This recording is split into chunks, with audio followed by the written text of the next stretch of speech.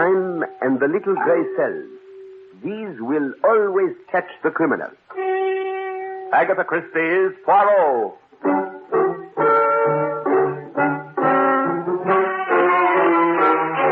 From the thrill-packed pages of Agatha Christie's unforgettable stories of corpses, clues, and crime, Mutual now brings you, complete with bowler hat and magnificent mustache, your favorite detective, Hercule Poirot, starring Harold Huber in The Deadest Man in the World.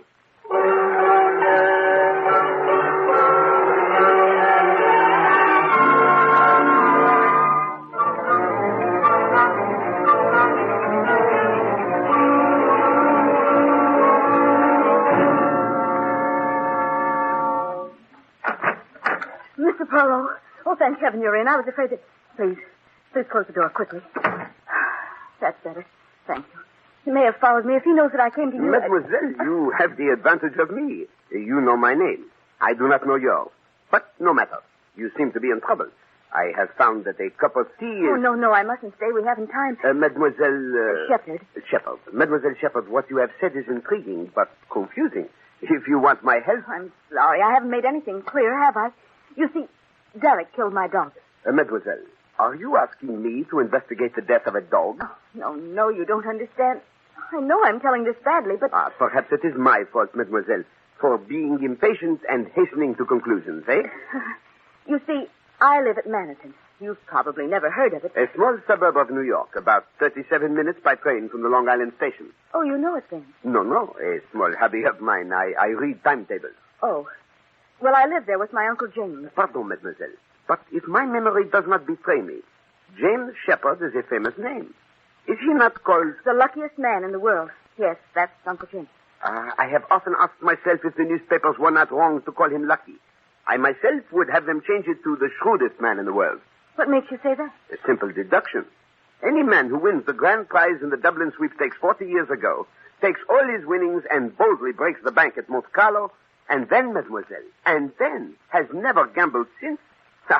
There is a man who makes good use of his little gray cells. I suppose some people might look at it that way, but others say that Uncle James is tight. Well, no matter. Was it your uncle who sent you to see me? Is he also concerned about the death of this dog? Oh, no, Uncle James mustn't know anything about this. He's very ill, his heart. If he found out what was hanging over me, I'm afraid it would kill him. I see. Everything was all right until about a year ago. Uncle James was raising his rose, and we were all very happy. And then Derek Redfield took the house next to ours. He was young and attractive. And you are also young and attractive, and so you fell in love. Yeah, that is only natural, Mademoiselle. Yes, but what happened next isn't. Derek is... Oh, he's charming, Mr. Poirot, but he was insanely jealous. I noticed it before we became engaged, but he was just difficult then. After we became engaged, well, it was impossible. And so you broke the engagement and returned his ring. How did you know? Mademoiselle, that is obvious. You tell me you are in difficulty. You tell me you were engaged. And yet I see no ring on your hand. Voila, you have given it back. You're right, but that's what started all this. Derek is going to kill me. Oh, come now, Mademoiselle, you are not serious. I was never more serious in my life. Mademoiselle, if we were to suspect every young man who threatened to kill his loved one when the affairs of the heart went badly, poof, half the population would be in jail. And what about the dog? What about Taffy? He said he'd kill Taffy, and he did. But, Mademoiselle, what makes you so certain your dog was killed? This. I knew you wouldn't believe me, so I brought it along. This is the meat, part of it, that poor Taffy found in the garden last night. He ate it and died. It's horrible. Just smell it, Mr. Poirot. Yes, it is unmistakably poison. I confess this puts a different aspect on the affair. Then you will come down to Manhattan and help me. No, mademoiselle? But why not? Surely you believe me. He told me he'd kill Taffy as a warning. He knew I loved Taffy with all my heart, and he poisoned it. I'm frightened, Mr. Poirot. You must protect me. Mademoiselle, I am not a guard for the body. Oh, but you must, I tell you, you must. Could you not go away for a little while? No use. He'd follow me. Anyway, I can't leave Uncle James. Oh, Mr. Poirot. Have you spoken to the police about this? No, they wouldn't help me. I was depending on you. I thought you'd do something. Seems funny that somebody can be killed. Somebody can know she's going to be killed. Nobody will help her. Doesn't that seem funny to you, Mr. Poirot? Excuse me, mademoiselle. I had to do that. Hysteria is not only unpleasant, but it also accomplishes nothing. I'm sorry. Would you mind raising the shade? I'd feel better if there were a little more light. Not at all.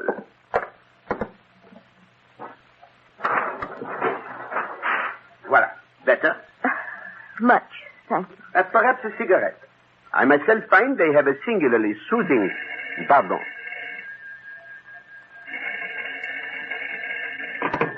Hello, hello? Mr. Hercule Poirot? Speaking? This is a warning. If you know what's good for you, stay away from Elaine Shepard. Who is this? Mademoiselle, Hercule Poirot has changed his mind. You may expect me at Manaton this evening. Oh, thank you. Thank you, Mr. Poirot. No thanks, mademoiselle. I do not like people who kill dogs, and above all, I do not like to be threatened.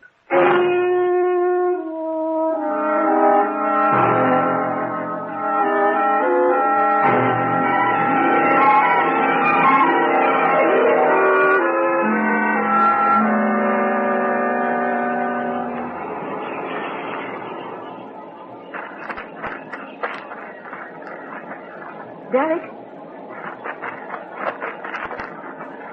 Derek? Elaine, here. This way. Derek. Oh, Derek, my darling. Anybody see you? Not a soul. I left the house the back way. You know no one ever comes here. Oh, Derek, why couldn't you come back with me on the train? Are you crazy?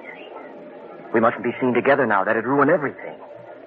Just when we have it all in our grasp. All right, darling. You know best. Everything went just as you said it would. I was afraid you wouldn't see him pull up the shade. I knew he might prove difficult, but I was positive that phone call would get him. The clever Monsieur Poirot. He'll be here this evening. Sure, just the way I figured it. The servants will be out tonight, and the luckiest man in the world will soon be the deadest man in the world. And we'll have the money. What about Anne? Oh, he probably got for a few thousand, but what's the difference to us? We can afford to be generous. There's millions there. But Anne's his adopted daughter. He's terribly fond of her. Yes, I know, but Anne's only 7 years old, and you're his niece, his own flesh and blood. You'll see. He's left practically all of it to you. Yes. I hope you're right, Derek. What's the matter? I know we've been thinking about this for a long time, Derek, but the doctors did say that Uncle James doesn't have long to live. Couldn't we... No. We've been waiting a year now, and his luck's still holding. We might go on waiting for another 10. You don't want that, do you? No, but... We want that money now, Elaine. Now, when we're young enough to enjoy it. Oh, Derek, are you sure nothing can go wrong? There isn't a chance in the world for anything to go wrong. Unless you slipped up somewhere today. I did everything you told me to, only... Only what? Oh, I don't know. Ah, you're just nervous. Poirot's coming down, isn't he? Yes. And that means he's fooled. I've got everything all set. You know what you have to do when you get back to the house, huh? I know. I've been through it a million times. That's a girl. When Monsieur Poirot arrives to stop me from killing you, we'll make him an accessory to another murder.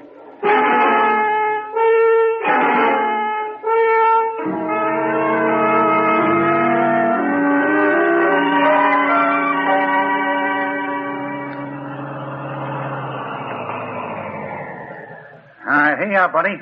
Shepard joint. 1,000 thanks. Okay, but if it's all the same to you, I'd rather have one tip. And that, too. Oh, Monsieur Poirot, come in. You don't know how glad I am to see you. Mademoiselle, it is a great pleasure to receive such a hearty welcome. There's a deep, dark plot behind my welcome. I suspected as much. Yes. You see, tonight is the servants' night out. I didn't want you to run away because you'd have to put up with my cooking. But, mademoiselle, that will be a pleasure, if I may help. You? Well, people who have had the pleasure of sampling the cooking artistry of such famous chefs as Escoffier, Oscar, and the immortal Monsieur de Gouy, these people, mademoiselle, say there is yet one greater chef. Who? Hercule Poirot. Oh, then I'm doubly glad to have you. Oh, there's Uncle's phonograph. That means he's awake. Wouldn't you like to go upstairs and meet him? That is, if you don't mind climbing 3 flights. Oh, I should be delighted, but did you not tell me that it would upset him to know that I am in the house? Don't worry about that. I'm going to tell a little white lie. Now, don't you be surprised at anything I might say. On that score, be at ease, mademoiselle. I have come to expect extraordinary things from you.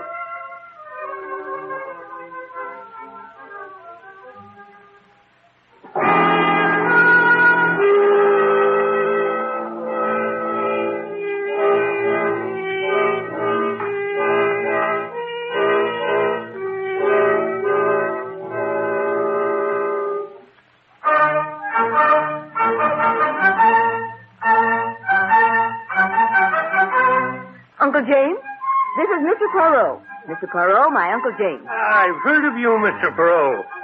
Wait until I turn this phonograph off, and then you can ask me some questions. Questions, monsieur? Sure. And the only reason I can see for a famous detective like you coming to Manhattan is that you suspect me of murdering someone. All right. Fire away. No. I assure you, monsieur, my visit has no such purpose. And then you're here to find out how I broke the bank at Monte Carlo. You'd be surprised how many people want to know. Well, that of a surety I would love to know. But I am certain that is something beyond my poor powers of discovery, eh? You're just as smart as they say you are, and I like you. So I'll tell you how I did it. I was just lucky as the devil. Now, Uncle, Mr. Poirot really came down because he heard about your roses. He's interested in gardening. Well, of course he is. Any smart man would be. I tell you, Mr. Poirot, the roses are all right. Of course, not as fine as they used to be when I was able to get out and tend to them myself. And now my greatest pleasure is playing records on this phonograph. And a very fine machine. Mr. Poirot is also a good cook, or so he says. He's going to help me with the dinner. And so I am, mademoiselle. Now, what do we have? Well, there's a duckling. With a sauce bigarade. I insist on it. If you know how to make it. But of course. And some string beans. But I can take care of those. You just boil water and... No. It is a sacrilege. You must not destroy the flavor. They must be steamed gently, mademoiselle. And all right, you win. Come along and show me. I will indeed, mademoiselle. Directly after I have my bath, I will make a sauce bigarade that would make Escoffier himself jealous.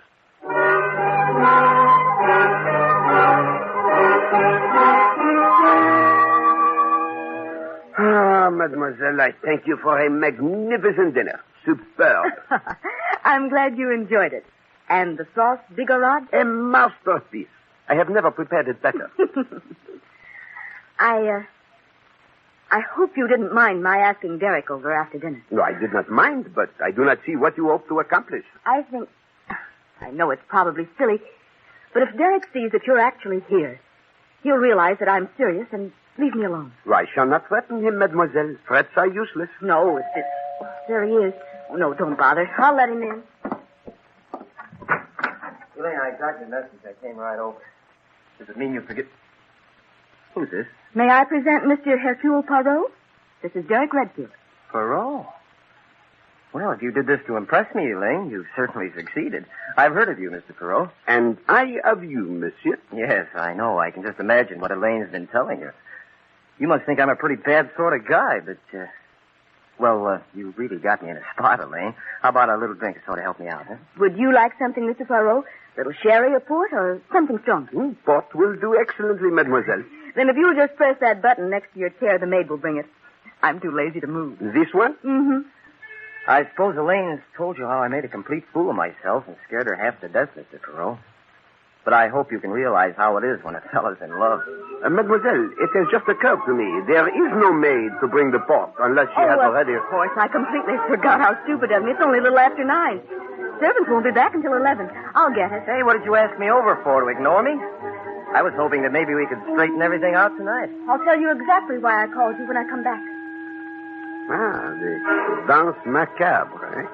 Monsieur Shepard seems to have a rather morbid taste in music. Look, Mr. Poirot, you can ask me any questions you like, but I've got to convince you that I don't mean any harm to Elaine. Tell me, monsieur, you did kill her dog? Well, yes, Here we are. I hope you'll find the port to your liking, Mr. Poirot. Elaine, I just admitted that I killed Taffy, but I only did it because I love you. You know, sometimes you want to hurt the person you love. Derek, I asked Mr. Poirot to come down here to show you that I'm serious. When I tell you I never want to have anything to do with you again. I can never forgive the way you've acted. And if you make any more threats, Mr. Poirot will know how to deal with it. But, Elaine, if you'll only listen... I have nothing more to say to you, Derek. Oh, Uncle's turned off the Victrola. What time is it, Mr. Poirot? It is 9:15, mademoiselle. I'd better run upstairs and see if Uncle wants anything. Good night, Derek. But, Elaine... I said good night. Mr. Poirot, I'm desperate. Maybe you can understand the way I feel. Would you talk to her and put in a good word for me? I am afraid, monsieur, that I would find it slightly ridiculous for me to plead the suit of a man who terrifies a lady to such a degree that she seeks my services to protect herself from him. But I... Sacre bleu! Mademoiselle! Mademoiselle! It's Uncle James. He's fallen out of the window. He's dead.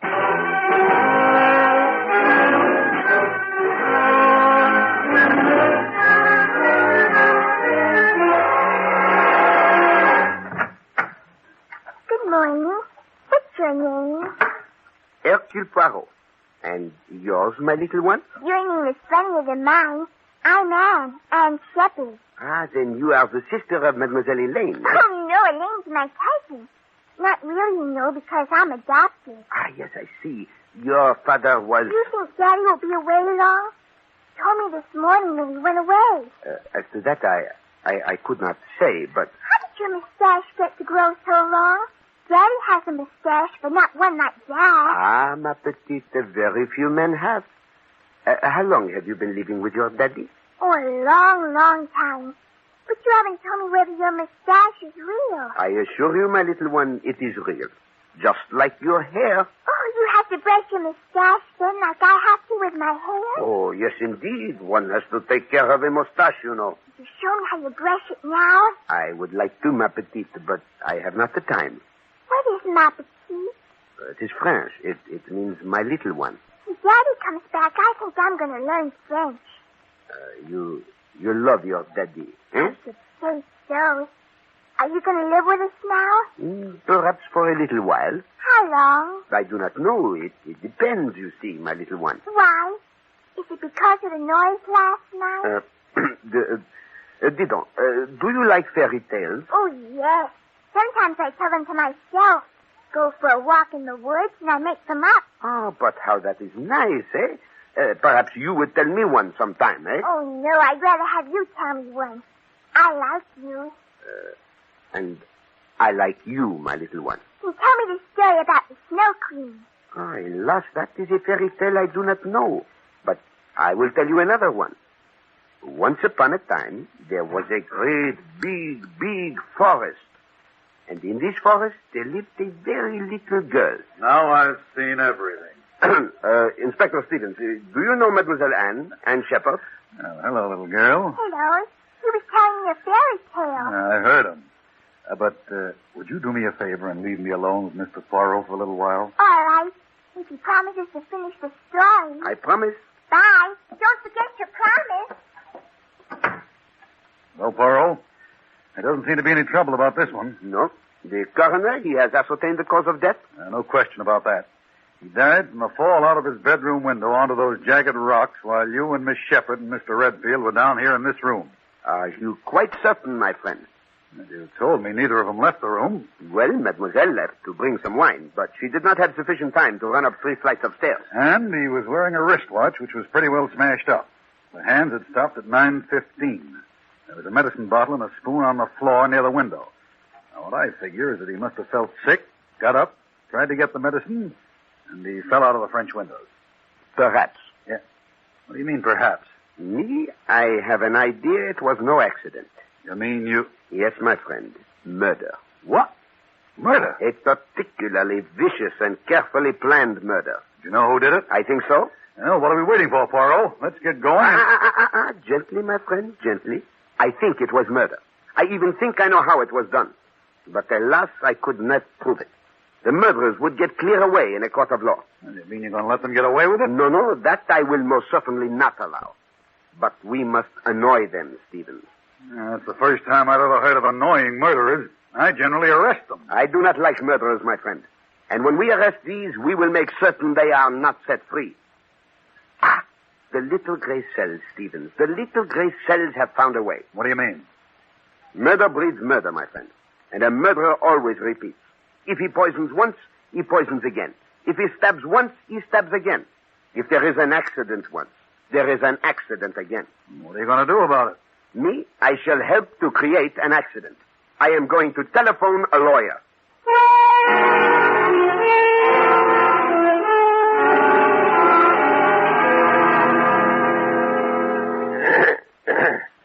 And now that we are all together, I think that we can proceed with the reading of the will. As the late Mr. Shepard's attorney, I am the trustee of the estate. I, James B. Shepard, being of sound mind and body, do him. I believe that we can skip all that. Here. All my property, both real and personal, I leave to my adopted daughter, Anne Mary Shepard, to be held in trust for her until she attains the age of 21. To my loving niece, Elaine Shepard, I bequeath the sum of $2,000. Some water, please. It appears Mademoiselle Shepard has fainted.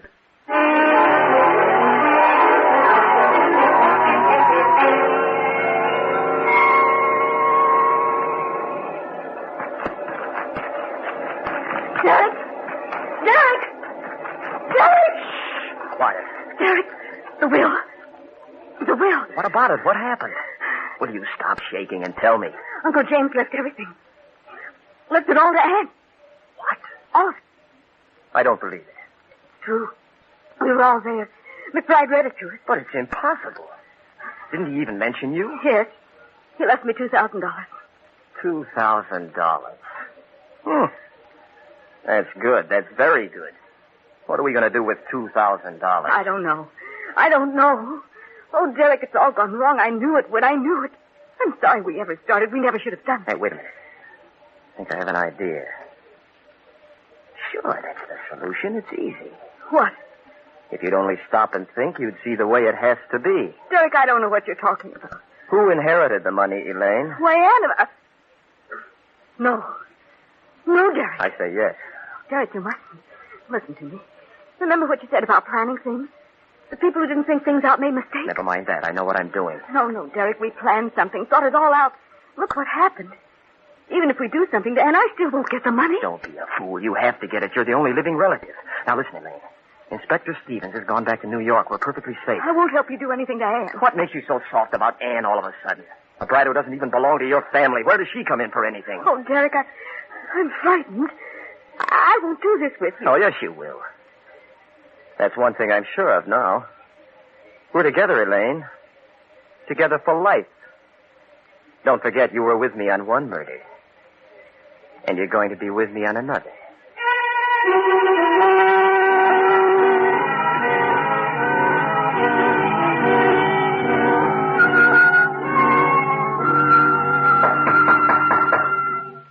Come in.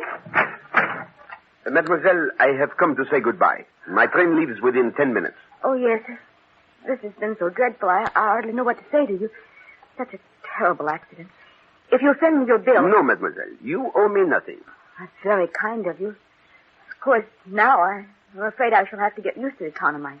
Mademoiselle, before I go, is there anything you would like to tell me? Tell you? Why, no, I can't think of anything. You are no longer afraid of Monsieur Redfield? To tell you the truth, I've had so many things to think about. I haven't even given Derek... Well, he hasn't entered my mind. What are your plans? What? Do you intend to stay on here with Mademoiselle Anne? What? I hadn't considered it. I don't know. She is a very charming child. I spoke to her this morning and told her the truth about Monsieur Shepard. She is very sad. I think you should see that she is helped. Oh, I intend to. I'll do everything in my power. I am sure you will, mademoiselle. Au revoir.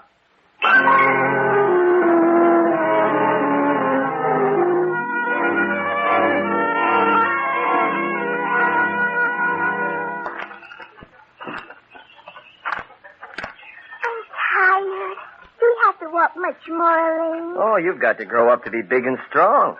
Remember, I promised you ice cream. Don't think I'd like it now. Can't we play Indian? I didn't know little girls played Indian. I didn't make it up. Roy taught me.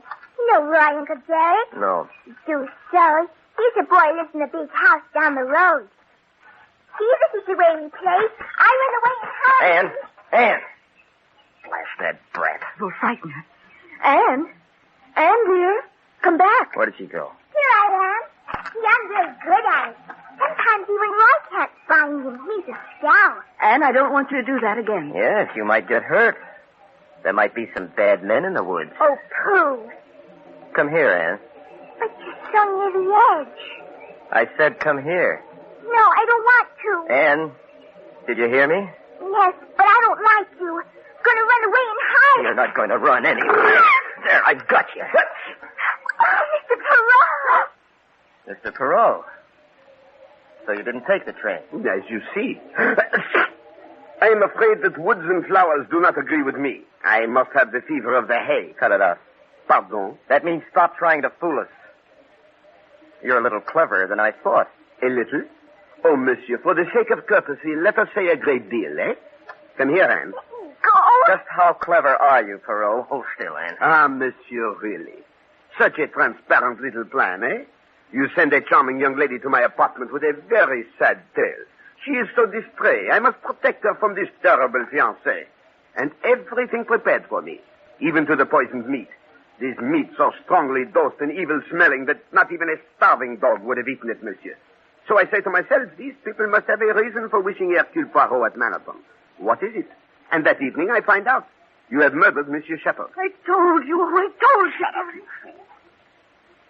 Is that all you have to say, Poirot? And you, mademoiselle, the window shade. Did you really believe that such an old trick would deceive Hercule Poirot? You become hysterical and you need light. Oh, mademoiselle, you asked me to raise the shade, and then the so convenient telephone call. So what? You can't prove we murdered anyone. We were right there with you when Shepard died. Ah, no, monsieur.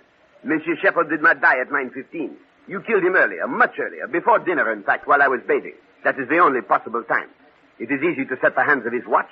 Then you came over and played your little comedy with me. Oh, you're crazy.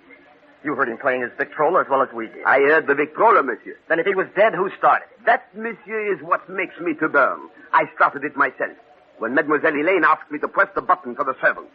After making so much bother about their being out, you simply had the wire set for that button to start the racket automatically in Monsieur Shepard's bedroom. That was supposed to prove he was alive. You removed the wires last night. All right. You have it all figured out. But you've overlooked one thing. I think not. It is not Hercule Poirot who makes mistakes. But you made one this time. This is the last bit of detecting you'll ever do because you're going over the cliff. No, Derek, no. Here, hold the kid for me. Monsieur, you are even more stupid than I thought. Yeah, this is perfect. Everyone knows the kid liked you. You went walking together and fell over the cliff. Those shoes of yours weren't made for the country. Another accident. I think not. Give me the chance, mademoiselle. This is it. All right, Inspector. I believe you've heard enough. There we are, Redfield. You haven't a chance. Why, you little smart aleck. You'd never have proved a thing if the will hadn't left all that money to that brat. You couldn't have proved it. Precisely, monsieur. That is why I induced the lawyer to read a false will. The real one left everything to Mademoiselle Elaine.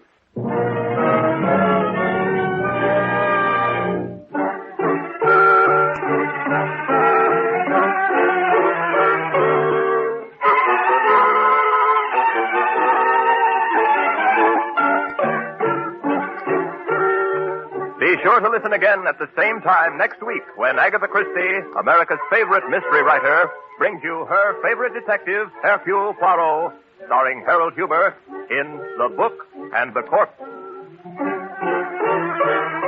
Agatha Christie's Poirot is directed by Carl Eastman. This is the Mutual Broadcasting System.